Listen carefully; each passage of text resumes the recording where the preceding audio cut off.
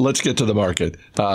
Market down because there's very little news, and what news we have is not encouraging on a macro level, and that is from China and the monthly report in terms of factory activity in China was not great. I mean, it was factory activity in China for the month of December shrank.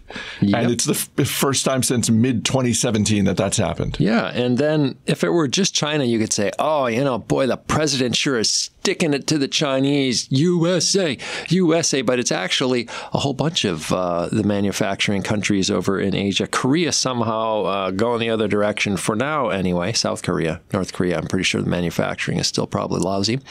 And so it looks a little bit more broad-based than just a China problem. And of course, the culprit is probably just fears about global trade wars, tariffs everywhere. If we're going to do politics and policy by just always being angry at stuff coming from somewhere else, people are getting afraid. At the same time, there were some slowdowns in Europe also, Italy moving in the opposite direction.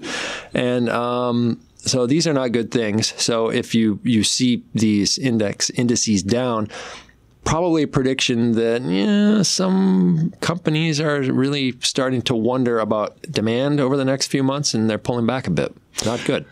Definitely not good. And it reminds me of Fred Smith, CEO of FedEx, a couple of weeks ago. There was that. I was still here for that. Yeah. People were surprised. Well, and Fred Smith was pretty pointed in his remarks about politicians around the world.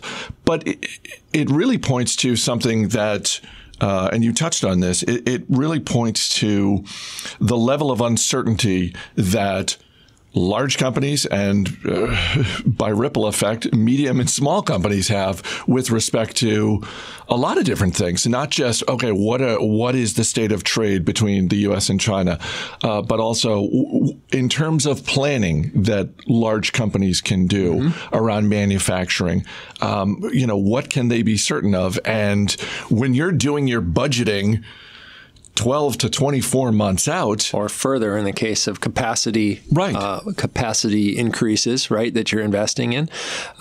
This is all kind of scary, and it has a ripple effect. And then, of course, you've got the ripple effect of a stock market that suddenly drops into free fall at the end of the year, maybe deservedly so. There were some just nosebleed valuations on a lot of stocks, and so these are normal, but they freak people out. And when people get freaked out, they tend to fold their wallets up and keep them in their pocket, and that pulls the demand back. So the freak out over nothing can turn into an actual something, and then you really need to freak out, right?